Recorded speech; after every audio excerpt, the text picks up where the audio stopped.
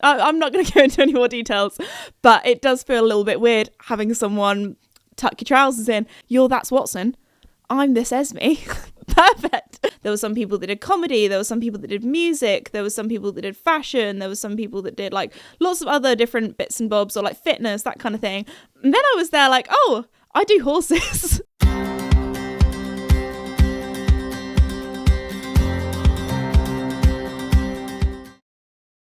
Hello everybody and welcome back to my podcast, Esme's Country Life. In today's episode, we're going to be doing a little update on all of the horses, how they've been doing. Casper has been escaping a lot. We're also going to be talking about designing my new collection with Lemure, how that all came about, and also how I was in a baking challenge invited into London with lots of other content creators. So a lot went down that day as well, so lots to update you on. But anyway, before we begin, I just want to say a huge thank you to the sponsor of the podcast, Red Post. Red Post is an equestrian and country store based in the UK, and they also ship all over the world. Also, do you know what you can get at Red Post? My new collection with Lemure, which I'm going to be talking about a little bit more in a second. But it is available at Red Post, so wherever you are, you can order it online at redpostequestrian.co.uk. But anyway, yes, let's get straight into all of that kind of stuff, because I know a lot of you will be interested in the behind the scenes. I would be interested in behind the scenes, like whenever I hear of creators, when they make their own collections, that kind of thing. So I was very, very lucky to do my first launch or my first collection with Lemure back in 2022. However, the way these things work is you actually have to basically design it all. It all has to basically get signed off a whole year in advance, because it takes a lot of time to, sourcing the materials, getting them made, getting it through production, getting it shipped over, all that kind of stuff. So there is a lot that goes behind the scenes, as well as like testing products, that kind of thing, because we want to make sure that it's good for you guys, that everything is Esme approved, all that kind of stuff.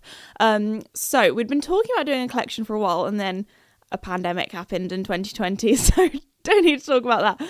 But 2021 was when we designed the first collection, and then it came out, and that was a capsule collection. It was very small, and that was the grey and the baby pink sort of collection that I did, that some of you might know. That sold out so quickly. It was like blink of an eye. Pretty much within 24 hours, it was completely sold out, apart from some sizes that aren't as popular. So that was like our first run at it. We were like, okay, we want to sell out. We want to make sure that you guys like it and that we don't just have loads of stock that's left. And because that would not be good. That would not be successful. And this time around, it's quite interesting to see there are some things that we've stocked a lot more of that we know is more popular than others. So we know that the jumping saddle pads, or the CC or close contact saddle pads, are a lot more popular than the dressage, so we have ordered in more of them. Like other things that's quite interesting is that we know that hat silks and also base layers were very, very popular, especially as I know not everybody has their own horse.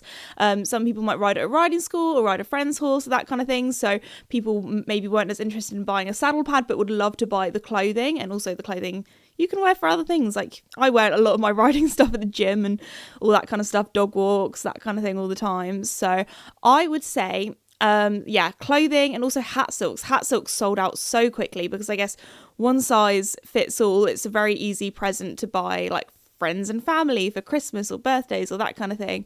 And then we this time around we also have a few more products as well, so that is very exciting. I think the at the time of filming this, it is not launched yet. I'm actually pre-recording this podcast because I've actually got lots of trips away. So I've got a girls trip. I'm going on a girls holiday to Nice, and then pretty much the week after that I've got a work trip to Germany for the horse show in Aachen. So I've got a busy time, so I am just pre-recording all of these podcasts. So I feel like I'm going to come back and I'm going to have so many adventures to tell you all about. However, to be fair, in the last week or the last 2 weeks have been absolutely chock-a-block. It's just been one thing after another. So I have, a lot to talk about today. But anyway, the collection.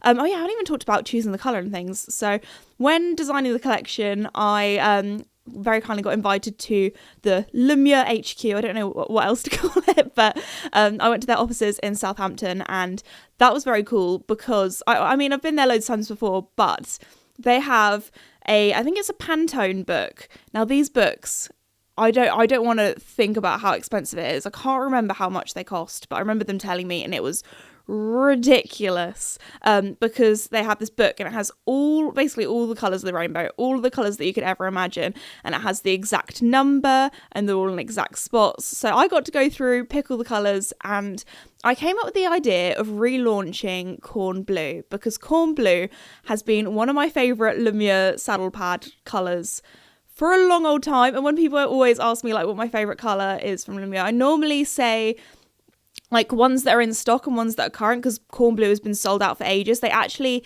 sold that before Lumiere even ever did clothing, so there's never been clothing in Corn Blue before, and it's a colour that I thought would be really fun to relaunch, because I mean, obviously there are only so many colours in the rainbow, but I wanted to put my own twist on things. And also I just think that colour is absolutely stunning. Normally when people ask me what my favourite Lumiere colour is, I say the Wisteria or I say the Mist. So like very pastel-y, blue, purple colours. And I'd say the Corn Blue is like the in the middle colour. I'd say it's a little bit more bold. It's still I'd say a pastel colour, but it's got a bit more vibrance to it. It's not all wishy-washy. So I just think it pops on every single coloured horse. If you have a chestnut, if you have a bay, if you have a grey, if you have a dun, if you have a palomino, whatever you have. And also the colour blue, it pretty much suits most people of whatever race you are, skin colour, tone. I'd say blue is one of those like very safe colours, and it just looks, especially if someone has blue eyes, like Mickey with his blue eyes, the blue pops. Anyway, especially on a sunny day, and it's just such a summery colour. So when designing the collection, I kind of wanted to add some other colours with it. So on the binding, we have the kind of stone colour, and we also have it's probably got a proper name, but I want to call it like a dusky navy. So it's like a navy, but a little bit more grey. I was going to say gravy, but that sounds like food. Like gravy on, I was going to say gravy on your chips, but some people would say that's very controversial, putting gravy. I think that's more of like a northern thing. I do have northern family, but I love a bit of gravy on chips, or for my Americans, fries, but we call them chips. And is it called poutine? Sorry, I've gone on a whole food topic here, but my friend's Canadian. I think it's called poutine. If you don't know what it is, it's basically chips with gravy and like cheese as well, like melted cheese. All your Canadians are going to be like, no, it's got this, and this in as well. But that's the stuff I've had is kind of like that. And very salty. You need a lot of water afterwards, but that is very good. Anyway, off topic. I'm talking about gravy too much. Anyway, moving on. It's sort of like a grey navy. I want to say a dusky navy. That sounds really weird, but I think it's really nice also if you're the sort of person where when you go to the barn, when you go to the stables, I wanted to add something that's a little bit darker, that's a little bit more practical, but also I was going to say this sounds a little bit TMI because my horses get a bit dusty. I was going to say a bit dandruffy. Don't worry, they don't have dandruff flakes. But you know, like horses, when you're brushing them off, they get a bit dusty sometimes. And especially if you're wearing black, like sometimes you think black is a really practical colour, but actually when you get all dust on you, it just shows up the dirt so easily. So I was like, I want to come up with a colour that's very dirt resistant. So this kind of grey navy colour. It's dark enough that grass stains, mud stains don't show up as well and washes out, but also it's light enough that if you get dust on you, it's all good. And also you don't really want to wear too much black in the summer, especially if it's really hot, because you're going to get sweaty. Also, one of the other things was making sure that it was really breathable, especially under the arms. And I'm actually, the plan is for today, for me, after filming this podcast episode, is for me to do a full-on tack haul with everything. I still need to film that, because we always joke with Lumiere, it's always Lumiere time. So they'll kind of like bring us up being like, hi, we actually moved our collection forward by a week, so you've got a week to try and shoot all the content. So that's what I'm doing before I go away at the end of this week. So anyway, lots of exciting stuff. So sorry that I don't want the beginning of this podcast episode to seem like an ad, but I love all things fashion, as you guys know. I love all things like designing, creative, and yeah, that's kind of like the behind the scenes of creating an equestrian clothing collection, I guess. So there we go, fun stuff. Obviously there's a lot more that goes behind the scenes of I was very lucky to work with lots of like fashion designers as well behind it, and you know there's a lot of work that goes into these things, like just organization of how much to order, getting the stock in, that kind of stuff. So that's the like more boring stuff, but I've been talking about all the cool, cute, creative stuff, which is like a very small portion of how all of it works. But anyway, we actually had a photo shoot with the horses the other day for that collection. So the Lemire team came around my house, said hi to all the horses, and the night before I was like I was in a frantic cleaning mode. I was trying to wash all the horses. Luckily, I think Casper had a few poo stains on him. Joey stayed very clean overnight, so well done, Joey. Casper, on the other hand, yeah, there were a few poo stains and stable stains that I did have to clean off that morning. But oh my gosh, Casper, he looked like a whole new horse, because like a week or two before, I thought I'll give him a full clip so he looks really smart, because 2 weeks ago, he looked like an Irish bog pony. He looked like I'd just grabbed him off the Connemara Hills, and he also, like, Casper's an older horse now. He's an older gentleman. He's 18, which I know isn't actually that old nowadays with modern veterinary medicine and that kind of thing. Like, he's still going, he's still living his life. He can still go some on the bridle paths. Like, sometimes he goes so fast that my eyes start watering. So there we go. But anyway, so yeah, but he wasn't feeling himself. He wasn't feeling cute.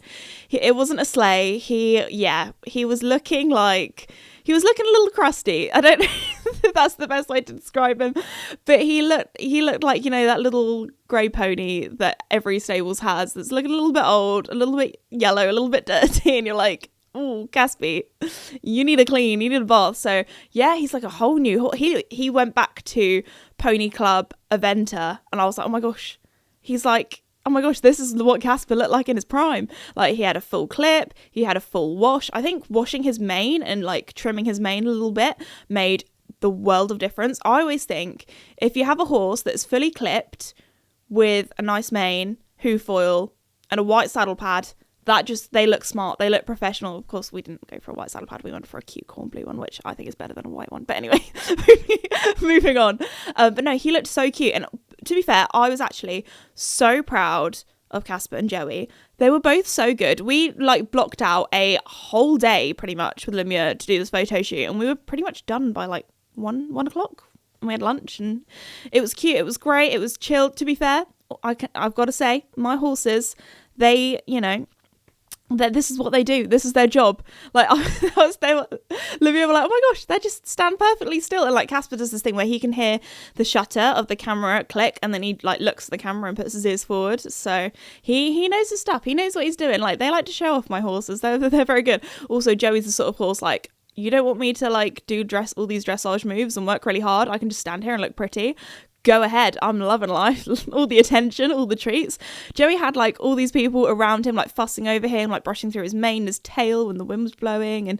And the other thing that also is quite funny, if you've ever, I say if you've ever done a photo shoot, most people, as me, have not done a photo shoot.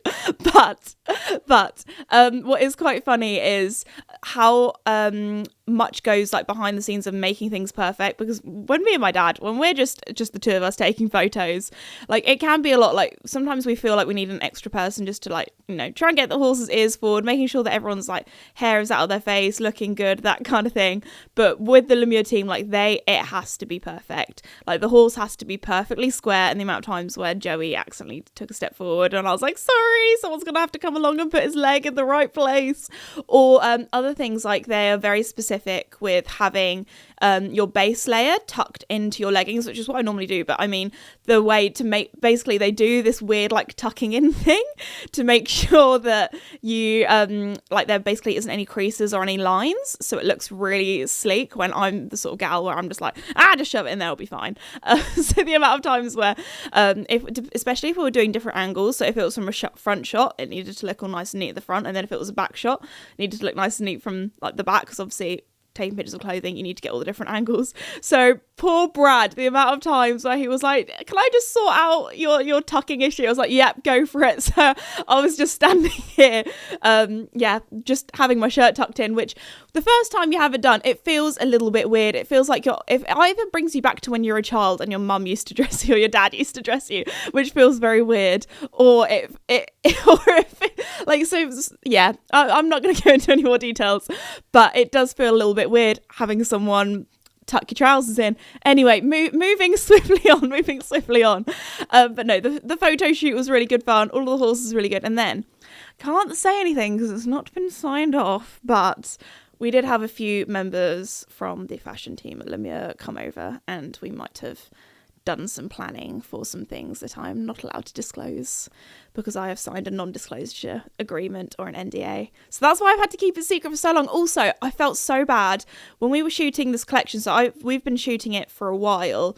Me and my dad just at home with the horses as well, because we want to try and get as much content as we can for the launch. So the other day I was out in the village across the bridle path. It was there's this one area which is so pretty. It has all of these buttercups, and we like to take the photos there because it's just really pretty. And anyway, there was this girl that came up to me and be like, oh my gosh, I love, like, me and my friends and my family love watching your videos, can I get a photo? And this is the like one time where I've said to somebody, I'm really sorry. Like, I have never felt so awful in my life. I had to be like, I'm really sorry. I'm wearing a collection that's not out yet, and I've signed an NDA. And I was like, wait, this person might not know what an NDA is, because I didn't know what an NDA was until a few years ago when I had to start like signing these things, like signing my life away, being like, nope, yes, I will keep this secret and I will not tell anybody. And I was like, I'm so sorry, but if this photo gets out anywhere, then I will be in legal issues and I do not want to be in legal issues. So I was like, if you ever see me again in the village, you're more than welcome to come and get a photo. But what I'm wearing right now, what Joey is wearing right now, I don't want to go to prison. I'm too scared for that. I don't want to do anything illegal. So I felt really, really awful. So anyway, that is the behind the scenes of my collection with Lemure. And yeah, I just want to say huge thank you to Lemure and also to you guys that made the first collection with them so successful and made it so I can do another one, because you're the reason that I can do these awesome, really cool, exciting things. So yeah, thank you very, very much. Again, it's, well, at the time of filming, it's not out yet, so I can't really be like, thanks for all the lovely comments of you guys saying that you love it, because you guys might actually turn around and be like, Esme, we hate it. What is this monstrosity that you have created? But if you, at the time now, if you're listening to this, then it is out. So if you want to go and check it out, you can get it at Red Post. And also, at the moment, it's only for sale in the UK. But if, again, Red Post ship all over the world. So if you're from America or Australia or somewhere in Europe and you would like to get the Esme Lemure Cornflower Blue collection, then you can get it at Red Post. Sorry, I'm being such a influencer, content creator, salesy person. I don't mean to be like that, but again, I just wanted to talk about it because it's an exciting thing, and I know that you guys like are probably also interested in equestrian fashion and stuff. But anyway, let's talk about what else I've been up to. I feel like recently the podcast hasn't really been very Esme's country life. It has been Esme's city life, because London has been like my second home recently. I feel like I'm a commuter city London girl at the moment, because I have been to my local train station and got the train up to London quite a few times recently. Luckily, we're not too far away. We're just over an hour away from London, or it's like an hour on the train and then like a little bit longer to get to the train station. But very exciting thing, like one of the wildest things that I have been able to do with my job recently, again, thanks to you guys for watching and stuff, because if not, this would never have happened. But I was invited to the Instagram content creator Big Bake, which is basically like the Instagram version of the Great British Bake Off, but they have to call it something slightly different, I'm pretty sure, because of copyright reasons. But it was in London, and it was just like the Great British Bake Off in the sense where we were in a tent, we all had stations. Now, I cannot lie, I was a little bit nervous for entering into this situation, especially if you listen to one of my previous podcast episodes where I talked about going to Bridgeton and meeting some other content creators or influencers, or I think they were more Instagram models, and meeting them, and they weren't the friendliest. They blanked me. But anyway, so I was like, oh my gosh, what's this going to be like? Because this is quite, I don't want to big myself up here, but this was quite a big thing. It was a big thing for me. For these guys that were also there, they do this like every week. They're like, oh yeah, I'm going to like this makeup, like yoga, puppy class, influencer session this week, and then I'm going to this thing that week, and they're like, oh, you're going to that thing that week, and I'm like, this is the first thing I've been invited to. But it was like a big thing as well. Well, I thought it was a big thing because it was with Instagram or Meta, so anyway, my Meta lady Belle, she very kindly got me in, and at first I thought like, oh my gosh, all of these people are going to be like, who is this gal? irrelevant, never met her before. She's never come to any of these cliquey content creator kind of things. But everyone was actually so lovely and so welcoming.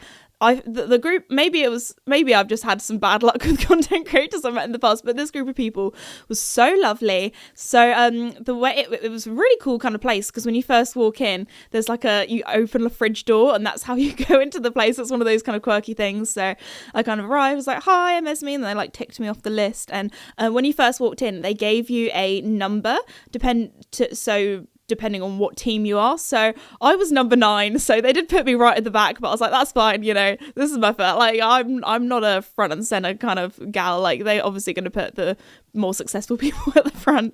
But anyway, so that was really fun. So when I first walked in, everyone was kind of like chatting, getting to know each other. Everyone was really friendly as well. Like, when I first said like hi to the gals, they all gave me a hug and that kind of thing. I was like, oh, this is actually really lovely. Nobody is blanking me this time.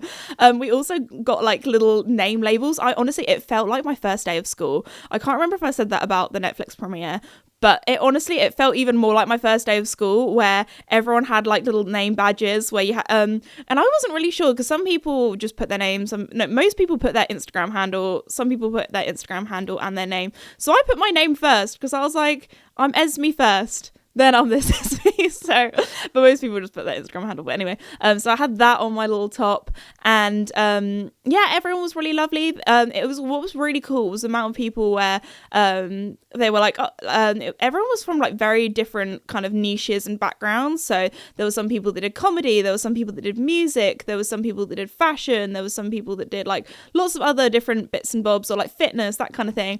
And then I was there like, oh, I do horses. So that was a little bit different. I was like, it's very niche, but I'm trying to do more things, like obviously still in the horse world, because you guys know I love horses and they're going to be a part of my life forever. But it's been really fun recently doing lots of things like outside of the horse world, and that's given me a lot of really incredible opportunities that I'm very grateful for.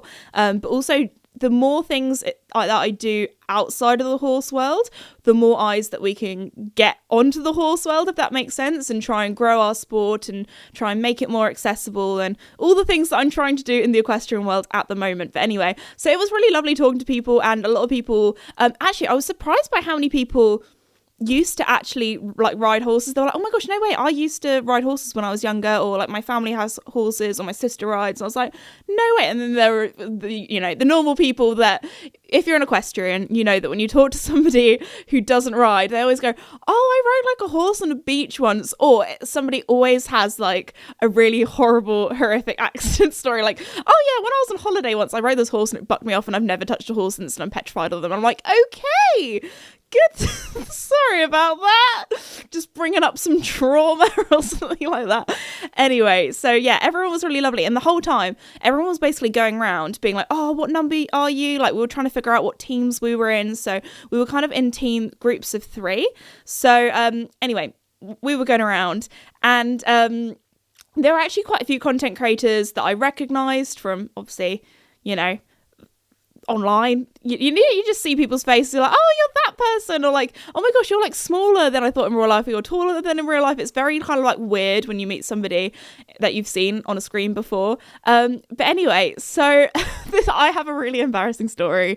So it goes to show everyone was actually really lovely, but I did embarrass myself a little bit. So some of you might know who this person is, and I'm going to say her name because she was actually really lovely. And I always feel weird talking about other people on the podcast without their permission, but I'm going to say her name because she was really lovely. So some of you might know Grace, aka GK Barry.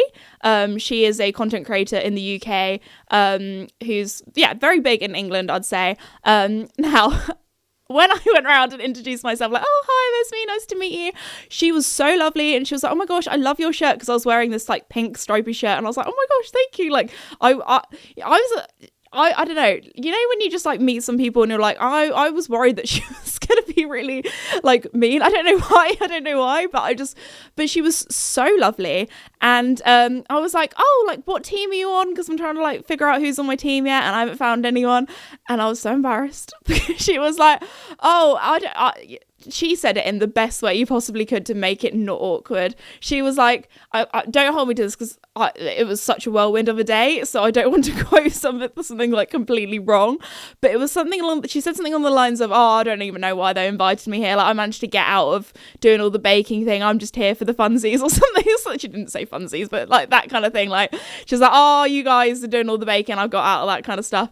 Anyway, Grace ended up being one of the main presenters for the show. So I was like, oh, that's really embarrassing, because I was like, oh, you doing the baking thing? No, she was the main presenter. Goodness gracious. I was like, when I realized, I was like, somebody give me a hole. I want to go and crawl in it and cry. Anyway, it was fine. She was really lovely. And then who was sitting next to Grace? This other lady. And again, she was really lovely. And I was like, oh, after Grace, I was like, oh, if Grace ain't doing it, what team are you on? And then she just looked at me and went, I'm Grace's manager. And I was like, oh my goodness, please, someone take me away. Someone take me away. To be fair, it was the first time that I'd met both of them, and it was okay. It's okay. To be fair, she's a busy gal, Grace. She will not be remembering this. She will not care. But anyway, she was very, very lovely. I don't know why I thought, I just like, you know, when you see people online and you're just like, you're really successful. I'm a little bit scared. I was a little bit nervous. But anyway, so she was very lovely. And anyway, I found my teammates.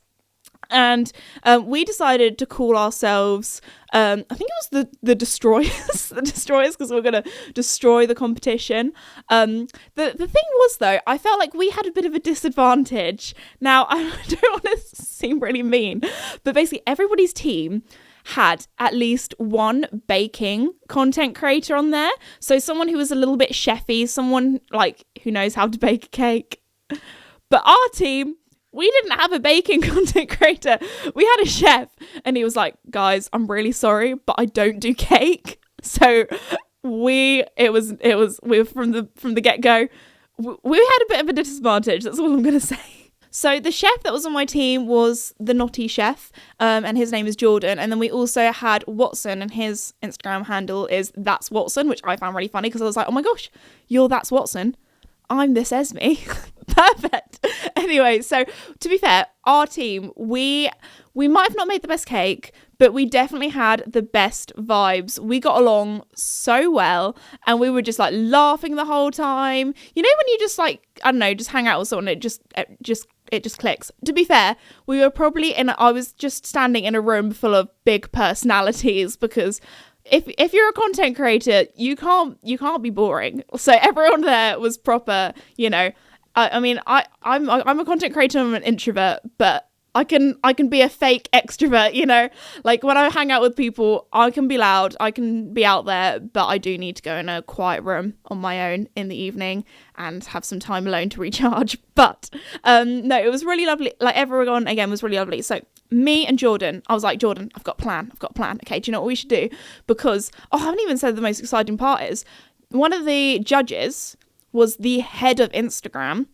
I want to say his name right because I'm definitely going to butcher it. But Adam Missouri, he was there. So I was like, I don't want to say fangirl moment, but you know, basically he's like the president or the prime minister of Instagram. So that's like, dude, you're like the highest up boss of my game here. Like that was very cool. So I was like, do you know what we should do? I'm gonna girl boss it. So I know like girl boss, some people say it's such like a cringe term, but it is my go-to phrase of being like, Esme, you need to get your bum in gear. You need to get yourself out of your comfort zone, and you just need to do it. Like Nike says, just do it. Sorry, that's not an ad. It just came into my head. Anyway, so I was like, Jordan, do you know what we should do?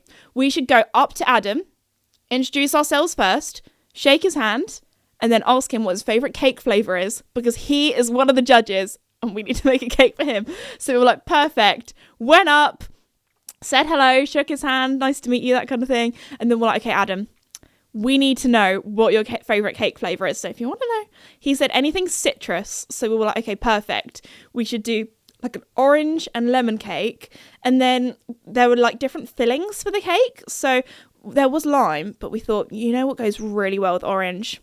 Passion fruit. So we did an orange, passion fruit and lime cake, and oh my gosh, those flavors, Very good. Very good. Anyway, so it was kind of like a quick go. So we had Watson doing the like cake batter. We had Jordan doing all the kind of so it was a gravity cake, which is like, you know, baking a cake is difficult enough as it is, but a gravity cake, if you don't know what a gravity cake is, it's basically, often it's some sort of sweets, candy or chocolate that looks like it's coming out of a bag and it's kind of like floating. So normally you get like a wooden stick and put a bag on, and then you kind of, with the I think we used melted down marshmallows as the stickiness to stick it all together. So there are lots of different sweets that you can choose from. So I was like, let's go jelly beans because they're nice and bright.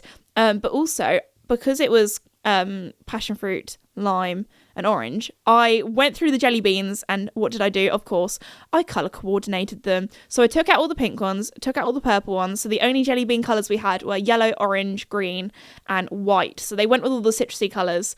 Now, our cake, we were chatting away. We were having a good time. We were goofing around. We were going around chatting to other people. We definitely used it more as a network session than making a really good cake session. But it was good fun. It was good chatting to everyone. Anyway, so we might have got our cake in the oven a little bit later than everybody else. That's all I'm saying. I'm not naming any names, but so anyway, in order to get it done in time, because we only had 2 hours to do this.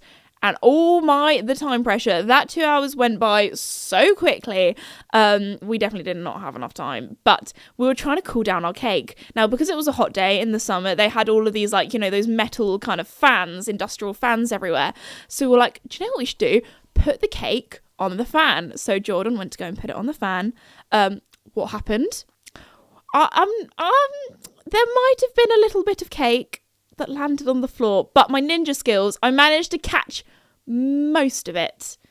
I cannot confirm or deny if the cake fell on the floor. That was the cake that went in the cake, but some did land on the floor. That's all I'm gonna say.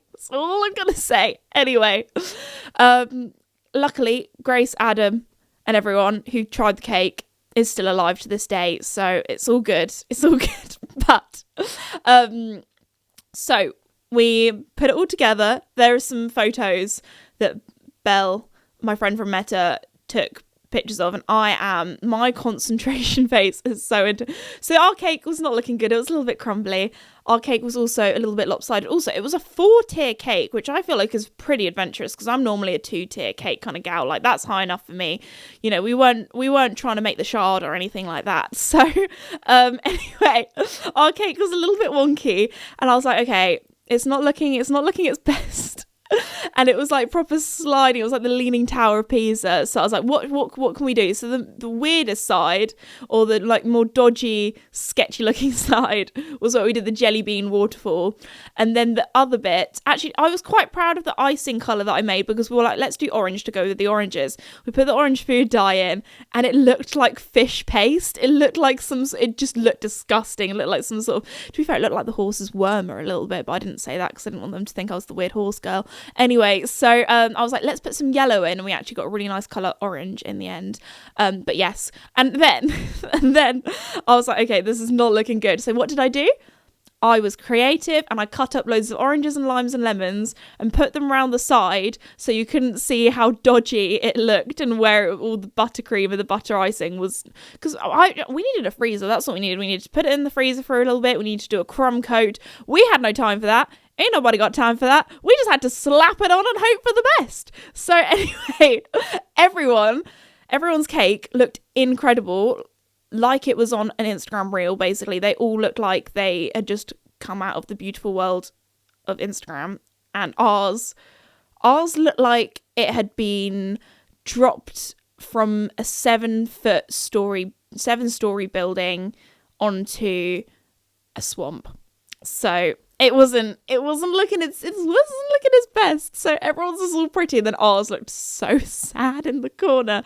But all I can say is Adam, Mr. Instagram, did come over and nick some of our jelly beans and ate them before our cake was done. So all I'm going to say is ours looked so good that he started eating it before it was finished. So I'm going to say that's good. Ours was memorable. And you know what? Sometimes in this life, you don't need to be the best. Sometimes being memorable is good enough. So anyway, and then all the judges kind of, to be fair, I felt so bad because it wasn't ours, thank goodness, but there was one where Grace, bless her, it was like she was doing a bush tucker trial. She did not like that flavour. I can't remember which one it was, maybe, but she had a big gulp of water afterwards. I was like, bless her. Imagine how awkward that must be with all these people watching you, and also everyone, you know, it was like influencers in the wild, everyone was filming it as well, and imagine filming Grace eating a cake and she's there like gagging on it, like, this disgusting. Anyway, so that was, you know, props to her, that was some pressure there. Anyway, so that was good fun. What else happened? Oh yeah, so anyway, they were like, then when they were going through everyone's cake and they were like, okay, who's the, not like team leader, but they were like, okay, whose cake is this? And I was like, mine, because none of my teammates wanted to put their hand up and claim our cake because it looked so awful. So I had to English GCSE my way through and just think of all of this like wafty stuff to talk about, because there were all these chefs and bakers there, like, okay, so we've gone for a coffee crumb coat with an essence of this, that and the other, and then to enhance the flavour we've added some of this and of that, and I was like, I cannot do this. So in life sometimes you just have to be confident and pretend you know what you're talking about. So I was like, so this cake, I just randomly decided to name it. I was like, this cake is called the Citrus Samba. We have flavours of orange blossom. Like, I was really going for it. And I was like, you might think it's misshapen, but actually we've decided to make it round on purpose so it looks more like an orange. And like, I didn't know where this came from, but I really properly got into it. And then I was like, Adam has a very difficult job. He's got a lot of people to make happy. So we decided to ask Adam what his favourite flavour was and make this one for you. So here we go. I was like, Esme, where has this come from? What are you doing? Anyway, so it was funny. It was a good time. And so one thing I've learned from my job in life is it's more awkward to be awkward and less awkward to be confident. If you're confident in what you're doing, then, you know, people are like, she's doing life. Anyway, so that is the moral of today's story. Sometimes you don't need to make the best cake. It's about the journey of making it and the friends you make along the way. Sorry, that was so cringe. We just had so much fun. It was a fun day. And no, it was actually really lovely, like, chatting to everyone afterwards. They had like a little pizza party, so we had pizza afterwards. It's one of those days where I just did not drink enough water. I was just busy talking to everyone, busy making this cake, and then afterwards I was like hungry, thirsty. But no, and then also I got to chat to Adam afterwards, and he said he liked my phone case with the horses on. So that's kind of how I got chatting to him about horses, because I felt really bad. I had to be that person being like, hi, well, actually I was kind of like in a bit of a queue. I was behind some other people that are getting a photo with him. I was like, do you mind if I get a photo as well?